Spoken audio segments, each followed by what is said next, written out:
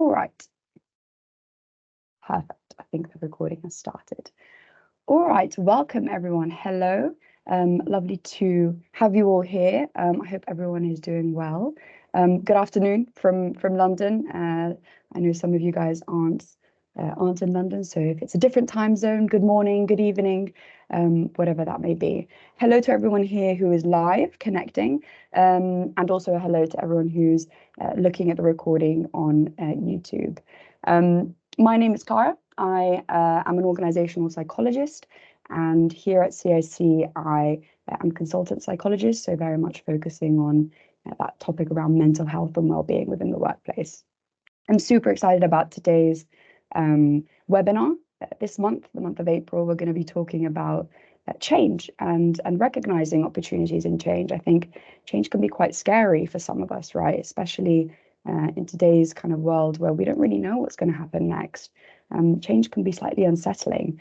So it's going to be really interesting to kind of unlock a bit of that kind of understanding of why do we fear change, right? And how can we change that? Well, excuse the pun, but how can we change that perspective that we have on that change, right? How can we put it into a positive light?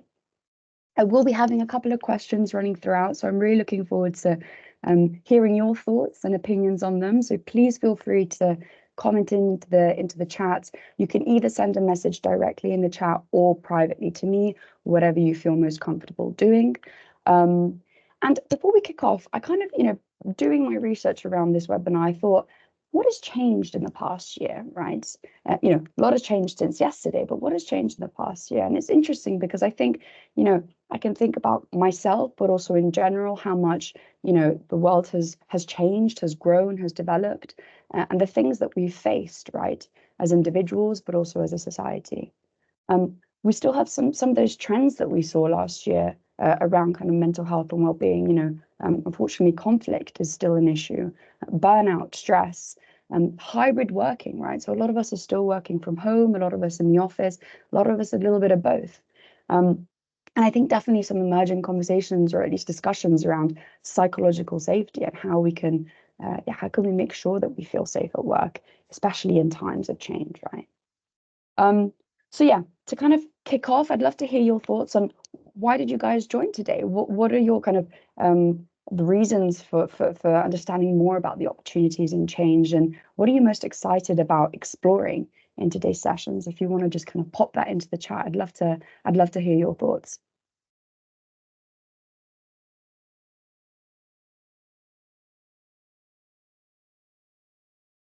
Or maybe nothing. Maybe you're just excited to learn more.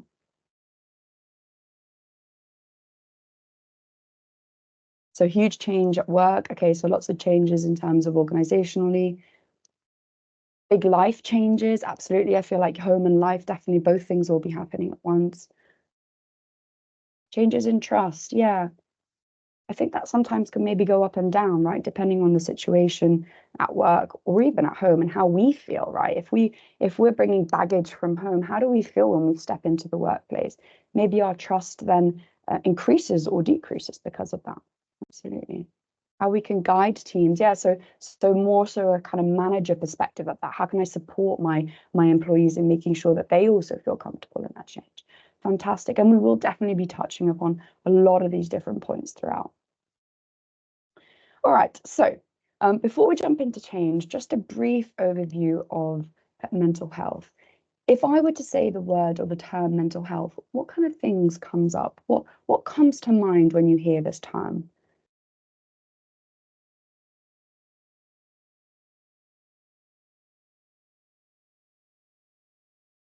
Okay, major life changes, okay, organizational changes, absolutely. So still a lot around change. I think that definitely distress, yeah, definitely. Emotional well-being, fantastic. And I think that's support, yeah. So many different points there. I think, and if we go to the next slide, when we think of mental health, it can be, a state of well-being, and it can be mental ill health, but it is not only mental ill health, right? So mental health is our emotional, our psychological, and social well-being, right? It really affects how our thoughts, our emotions, and our behaviors. And it determines how we can manage stress, right? So if we're feeling quite strong and resilient one day, we're probably going to be reacting to changes, if that's in life or in the workplace, in a slightly more kind of confident way. One day we may wake up and feel a little bit less well, and therefore, maybe react to change in a slightly different way. But I think it's important to note this because mental health doesn't necessarily mean mental ill health. So when we have a situation of change, if we're having a reaction of distress, of anger, of sadness, of depression, it doesn't mean that it will necessarily result in a mental illness, right? It just may mean that in that situation, we may be reacting in a certain way. So when we think of change, we can kind of think of quite a few different things, to be honest. This is definitely not an exhaustive list, but technological change is definitely one of the first ones that I came up with, or that I thought of. Now with AI, we don't really know what our job is going to be like tomorrow. Is it going to be now kind of passed on to AI, or am I just as important, or is AI going to support me and help me in that? But also just working from home, doing meetings online, doing workshops online. Once upon a time, we'd have to fly off and travel the world to be able to do things in person. Now everything is much faster. But how do we kind of adapt to that change, right, and keep up also with the new technology? The new normal, definitely around kind of that hybrid working, social changes, situational, political, climate change, I think is a massive one. That brings up a lot of anxiety in some of us. And what other things can we think of in terms of changes? What are the things that you have experienced recently, outside of those organizational changes, either in your personal or of course, even in your working life?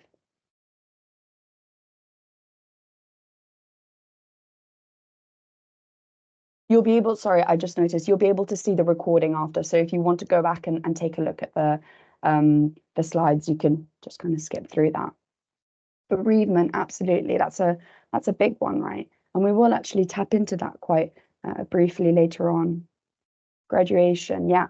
So moments, I think moments in life where they could be also extremely positive, right?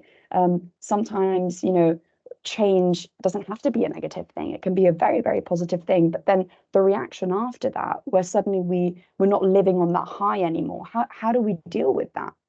Right? Personal health, that's a massive one, definitely. We don't really know how we're gonna manage throughout the year. Are we going to be fit and healthy? Are we going to, break a bone? Or is something else going to happen? And we can't know, right? And that can be distressing for some of us, absolutely. Retirement, that's a really good point. We don't know, well, we may have that in mind, but we also don't know what our lives are going to look like once we retire. Are we going to enjoy it? Are we going to find it difficult to keep socializing? Will we kind of change our habits, and what will those habits be? So definitely a lot of things that we're all experiencing. So I think it's important to note that it's normal, right? It's normal to a little bit kind of experience change on a day-to-day basis, and experience different change between ourselves, our family members, and our colleagues. And it will all have an impact on us in different ways. So why do we resist change? Now, change is unsettling, right? It really brings a disruption to our day-to-day, to our normal routine, especially if we're quite habitual people who enjoy, the routine that we have Monday to Friday and then weekends, so on and so forth. And it really fostered that kind of sense of fear, and often a negative anticipation. Indeed, thousands of years ago, when we're thinking about when, lions could have potentially attacked us, we really needed to make sure that we were living a very safe and kind of consistent lifestyle, right? So any changes around us were kind of a red flag or warning signs to think this change could be danger, right? And indeed, our aversion to change is actually rooted in our evolution. And so change nowadays can very much kind of bring up those subconscious almost, but yes, evolutionary based reactions of fear, of anxiety, because of that uncertainty, right? And I think change can be really hard for, yes, that loss of routine or feeling of loss of control. Often it's very much linked to that, right? We feel like we don't have any more control. And I think in a situation or in a lifetime like ours, when so many things are happening around us, if we don't have control over one thing, that can be really difficult and can be quite stressful. Um, Also our job, we feel quite threatened. Also our self-esteem, right? If suddenly we're shifting, that can be shifting from one thing to another. That can be quite kind of concerning in terms of, will I be able to do this? Do I have the resources? Do I have the ability to change or to adapt the way I'm working or the way I'm dealing with this change?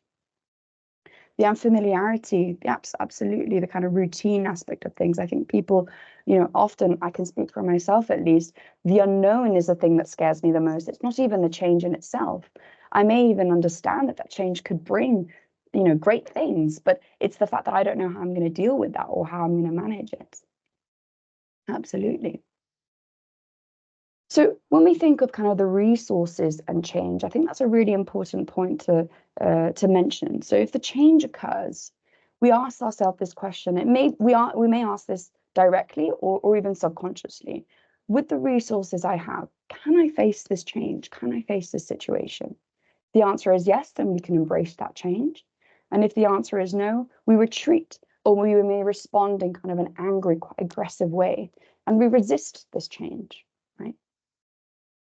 I think it's important to note that, we all will react differently to change. So if we feel like we don't have the resources available to respond to this change or to manage this change, I may react by retreating. Someone else may react by being quite kind of abrupt and outspoken and really, explain why we shouldn't, take on to this change.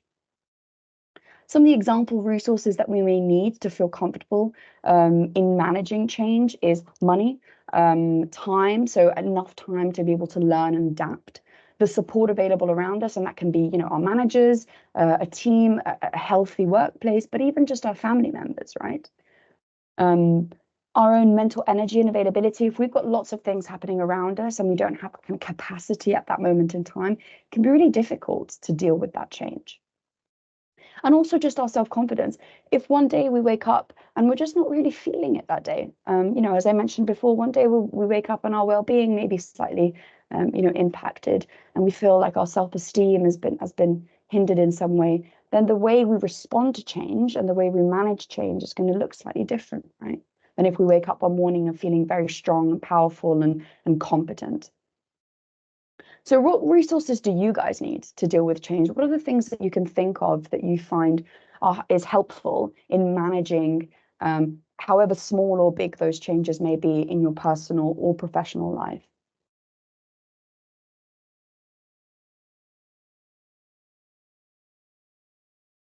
Enough sleep. That's a fantastic one, definitely. Feeling rested. I think that goes hand in hand with that kind of mental energy, right? Do I have this capacity in this moment of time? Can my brain take this on? Or am I just kind of, do I have clouded vision? Meditation. So yeah, that can really calm us and manage to be in the moment, right? Be present and also calm our thoughts when our thoughts seem to be so full of different things and full of confusion.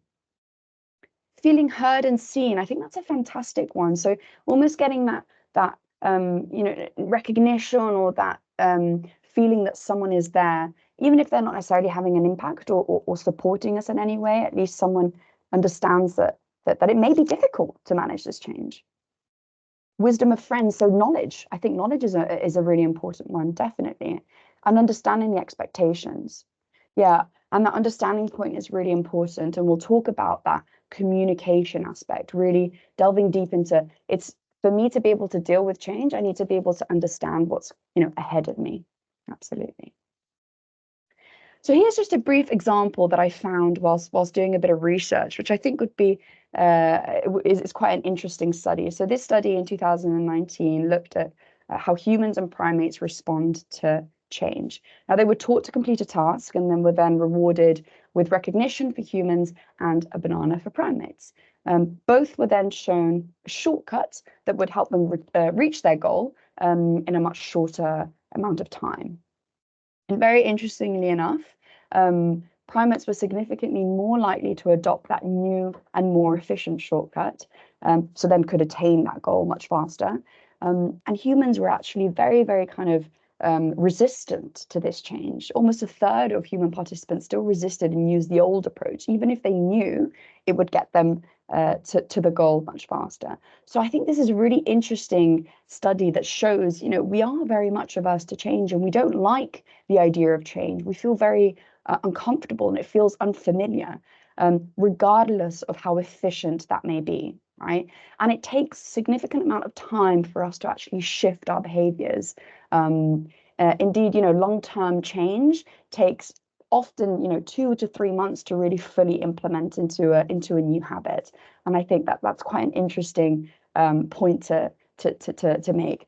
And also, I hope it's reassuring, right? When we are faced with change, just reminding ourselves that it doesn't matter if suddenly straight away we don't adopt this new change, because it's quite normal for us to take a little bit of time to adapt to that.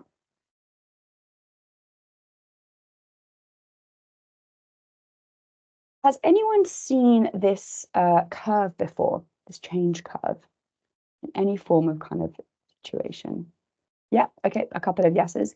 So this is actually often used in grief and loss, but it can be applied to use in kind of a professional environment for a situation of change. We can think of it as kind of different stages that we go through when we encounter a moment of change in our life. Now, one thing to note that this is not a linear kind of step-by-step phase. So think of it as kind of a ball that can go up and down, right? If we're in a state of depression, we don't have to then next go into acceptance. We may fall back into a bargaining state. But if we think of it as initially that shock, that very kind of quite intense reaction to change, we go into a state of denial often, right? Where we think, no, this can't be happening. It's all fine. It's all fine. It's not happening. When we do kind of realize that it is happening, we enter often a state of anger, frustration. We don't really understand why this is happening. And then we fall into this bargaining of, oh, but if I do this, can we then, maybe go back to the way we were doing it before? When we realize that maybe the bargaining isn't working, we enter that feeling of, we can say depression, sadness, feeling of kind of overwhelm or of a numbness, right? Where we feel like we don't have any power in that. This then can flip into a state of acceptance where we think, okay, this is how it's going to happen. This is going to happen. It's going to change. How can I then react to that and actually lead into then problem solving? So create a better situation for myself within this change. So again, as I mentioned, this is not linear. So we can jump into one state and into another. And also importantly, that the way we communicate these emotions through these different phases may look very different, right? A state of anger could be quite, as I mentioned before, quite outspoken, quite loud, but it could also be shown in a way that we retreat, right? So just being careful especially when we're managing a team, to not assume that an individual is in a state of anger or is in a state of denial, right? Just being careful around that. So some of the things that maybe we could hear from our team members in terms of at what stage they might be in is, why is this happening?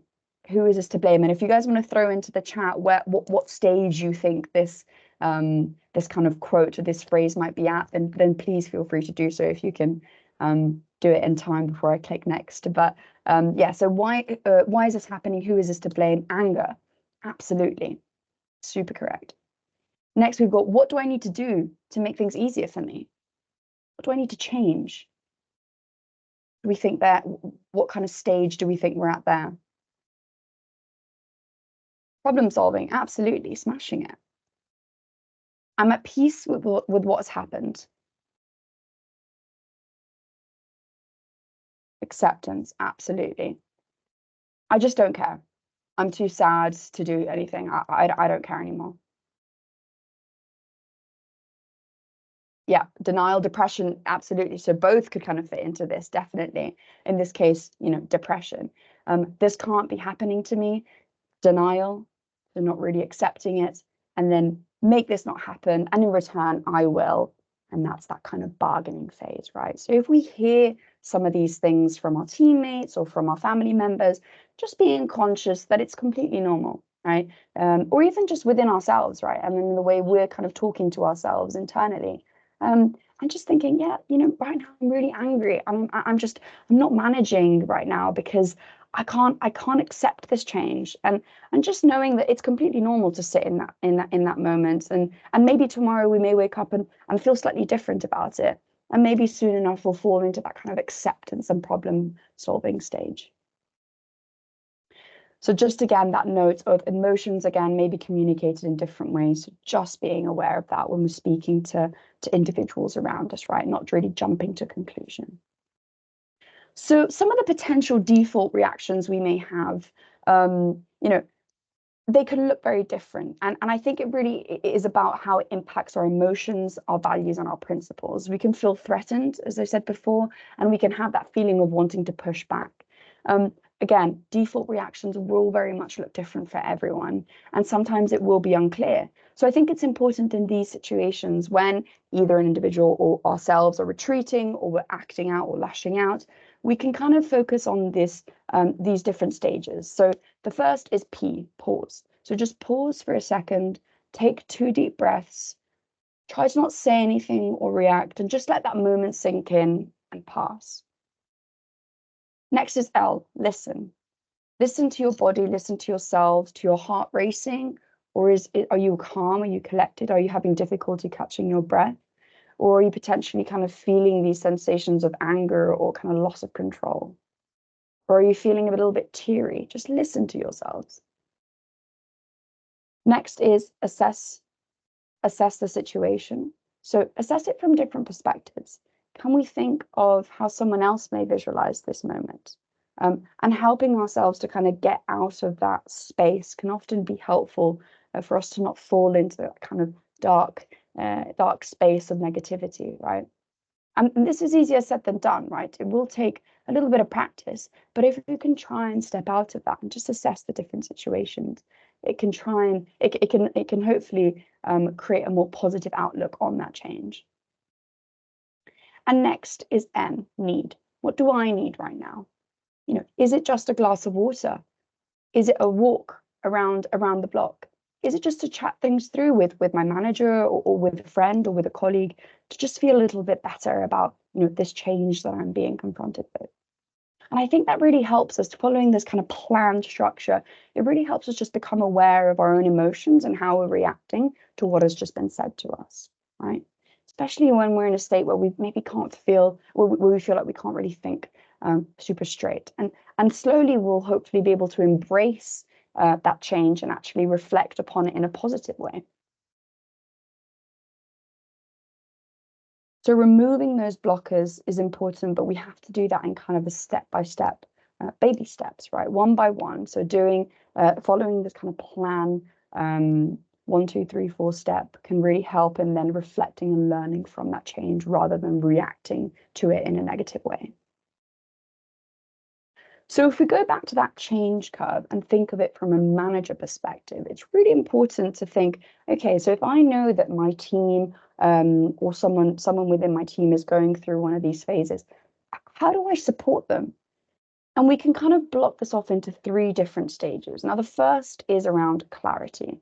As I mentioned before, it's really important to make sure that there is communication around why this change is happening, right? So when we're introducing change to a team or to an individual, we need to make sure that they feel part of that change, that they're involved, maybe not in the decision making, but at least in the understanding, why it's happening, when it's going to happen, where it's going to happen, and how it's going to impact them, so that they don't feel like they're just kind of tagging along, but more so actually a part of it. The second stage is that emotional support. So this is, often happening when maybe the individual is in kind of more so a depressed or a sad state, and really just having that kind of, or even just that angry state, right? As I mentioned before, making sure that we're communicating to that individual that our door is always open, that if they want to come to talk to us for any reason, that we will empathetically and actively listen to them. Very much just being that active listener. We're not problem solving at this stage. We're really just kind of absorbing everything that they're feeling and they're experiencing. Because again, this is a normal stage throughout the change curve, right? So we need to just accept the fact that, of course, either we are going to go through this ourselves or this individual is going to go through it. Then slowly, once they kind of accepted it and they start seeing a little bit more of that positivity around it, and that kind of more positive change around the change, we can start directing and guiding them, right? So guiding them to seeing how they can personally grow and develop, or even how this change will help them in the long term.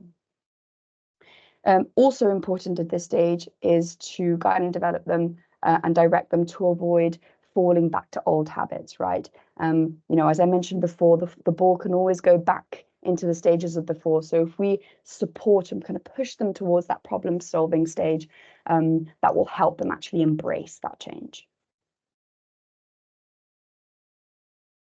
So if we think of change, the key to kind of seeing change in a positive light is seeing it as an opportunity rather than a threat.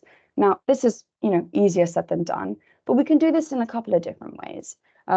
Becoming more alert, right, and more curious to what is happening around us. So almost changing our perspective to, wow, okay, so things are happening. How can I be involved in it, rather than seeing it as how can I step as far away as I possibly can, but almost throwing ourselves into that change. Having that expectation that change is going to happen. Change is a natural occurrence in our own life, in organizations. And if we can kind of have that expectation before it even happens, the way we then react to that after may be slightly easier. Trusting your instincts. I think often, you know, we fear that actually the way we feel or our gut feeling is the wrong one, but it often is the right one. So just trusting yourself in that. Stay ready to adapt. And I think that kind of goes hand in hand with that expectation. And thinking of opportunities, right? So if a change comes, thinking, okay, this is kind of a blank page for me to think about all the different creative ways of how we can implement this change and how I can then react to that.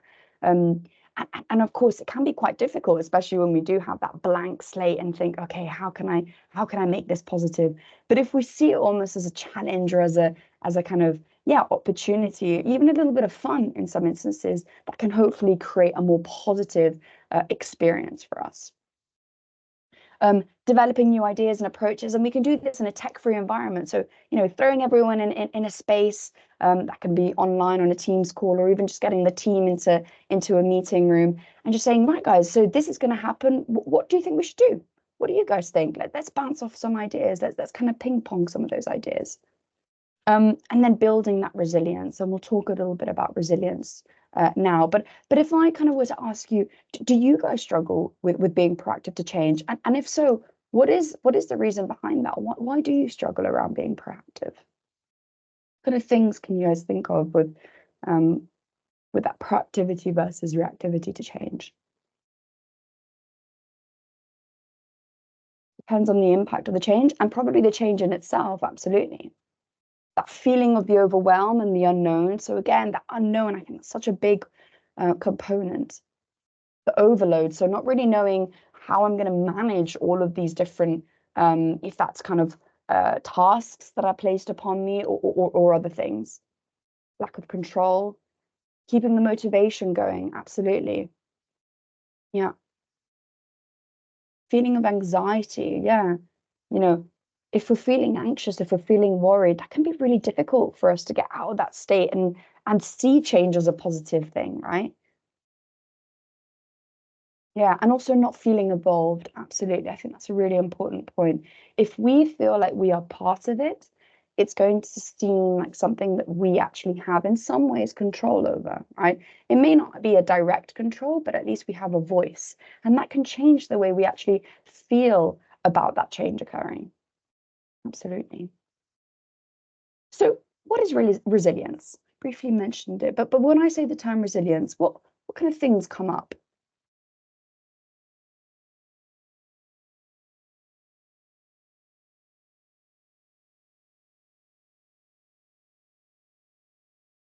Bouncing back, absolutely. So reacting to change, and being able to then respond to that, the ability to deal with all life throws at you. Yeah, absolutely. And working through it. Spot on. Coping with it. Yeah. So even kind of managing with the actual, change or whatever kind of life throws at us, but also managing and coping with that at an emotional level. Yeah, and having that support group, absolutely. So going back to those resources, spot on. So resilience is very much that ability to adapt to change proactively and then recover in situations where maybe we feel like those difficulties arise, right? And we can really kind of successfully adapt to those situations and come out from it in a way that we feel like we've grown and that we've learned from it. Now, resilience is not something that we're born with. It's something that we can develop over time, and we all have different levels of resilience, right? And I think it's also important to just recognize that we're not all going to respond to situations differently and manage those situations in the same way. So just being kind to ourselves again and just accepting that we may not all react. If we're in a team and everyone's feeling really happy with the organizational change and we're just feeling a lot of discomfort, that is absolutely okay. But we just need to take that moment and think, okay, where can I find that support that I need, right, to make sure that I can then keep going in a way that I'm managing and coping and taking care of myself. And I think one really important aspect here is thinking about, and this kind of goes hand in hand with that resilience piece, is what can I actually control, right? When change is thrown at us, if that's in our personal life or in our professional life, often there are things that we cannot control, right? It is very much outside of our realm, our depth, our capabilities, or even just outside of our decision making, right? It may not be up to us. So if we can kind of separate these into three different areas of what is in our control, what can we in some way influence, but maybe we don't have direct control over, and what instead can we not control? Absolutely.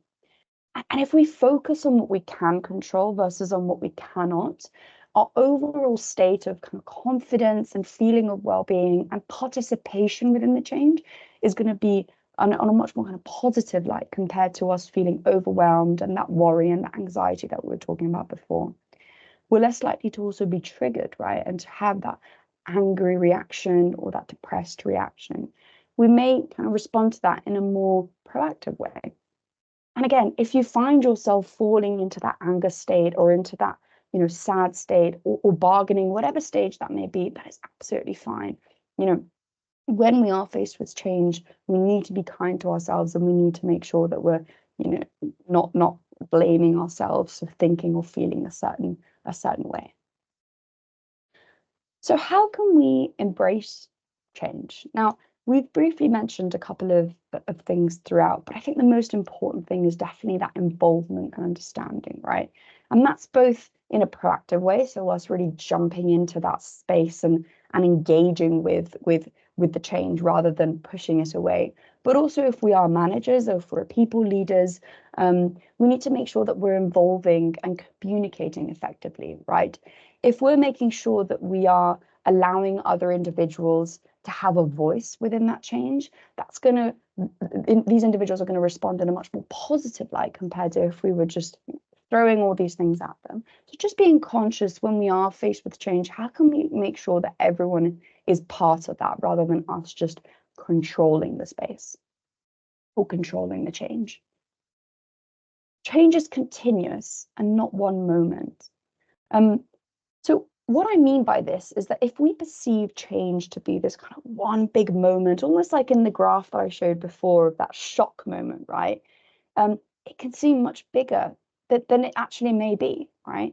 If we instead view it as a gradual step-by-step process, whereby we have the opportunity to sometimes step in, sometimes step out into that change, we may actually experience it in a much more positive light and in a much more curious way compared to if we just think, right, it's happened, that's it, I have no control over it, and now I just have to kind of live with the consequences. So if we view it more as a growth opportunity or as a learning opportunity, and how can I be involved within all those stages, it may actually impact how we feel and how we react to it. And of course, our overall mental health and well-being. Making sure again that change is clear, and if that's clear to ourselves, asking questions. If we are, in a meeting and suddenly there's been a communication around some organizational change, making sure that we're asking questions, making sure that we're taking part and putting our hand up and saying, I'm not too sure how this is going to impact me. Could you just clarify that, please? And not being afraid of doing that, because not only does that show involvement, but it will also bring some clarity to you. And I think, one thing that has definitely come up throughout the chat today is that feeling of unknown, right? That feeling of, I don't know what's going to happen next. So if we can ask as many questions as possible and have the information that we need to feel a little bit more comfortable with that change, fantastic. The way we're going to respond to that is going to be much more positive, right?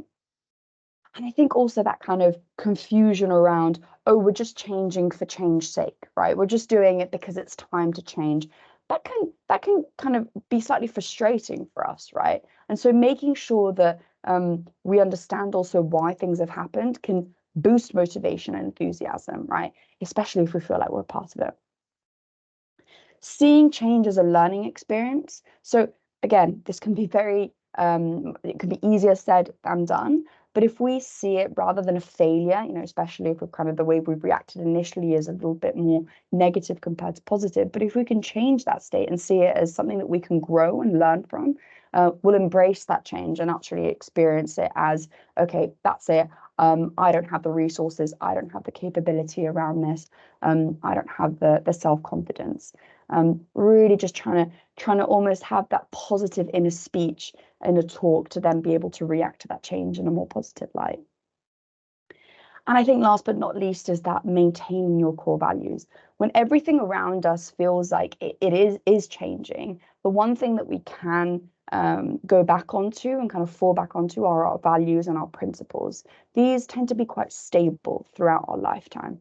So if we can keep those consistent and in some ways embrace that change and apply it to our core values, or vice versa, that can make us feel a little bit more kind of in control and at least, as I mentioned, part of those changes, rather than feeling we have zero control over it. Do any of you guys or use any other kind of ways to embrace change when you feel like something's happening both in your personal or professional life? What are the tools that you use?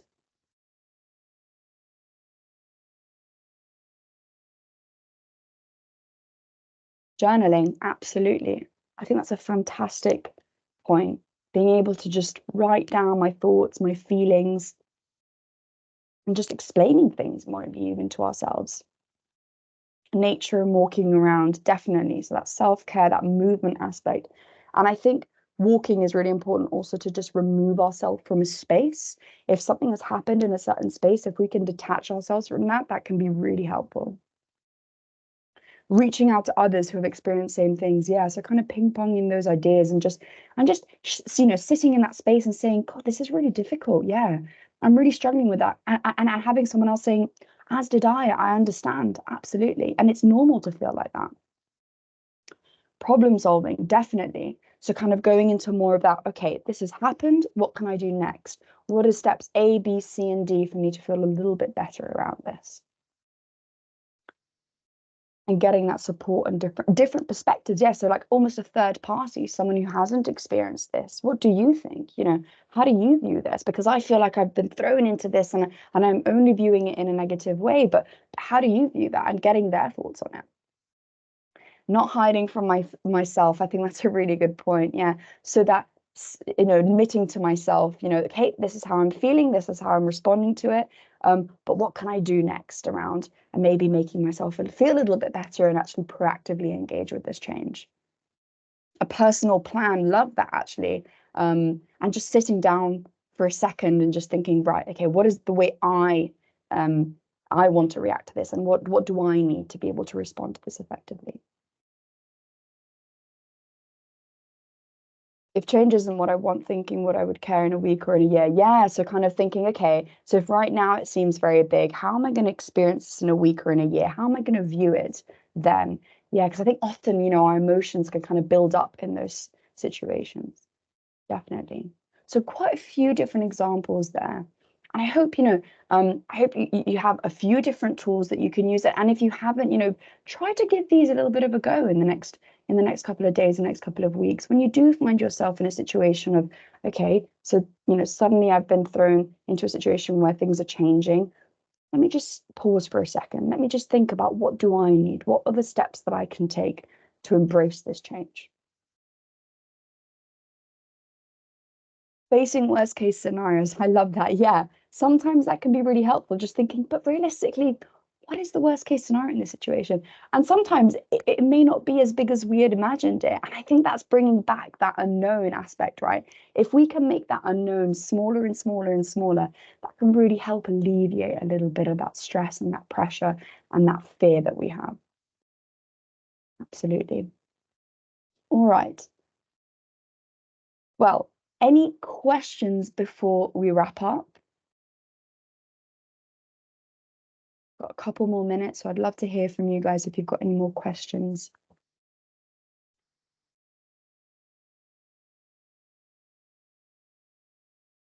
We've got a couple. So the slides, you can go and take a look at the recording, so you'll be able to see everything within that.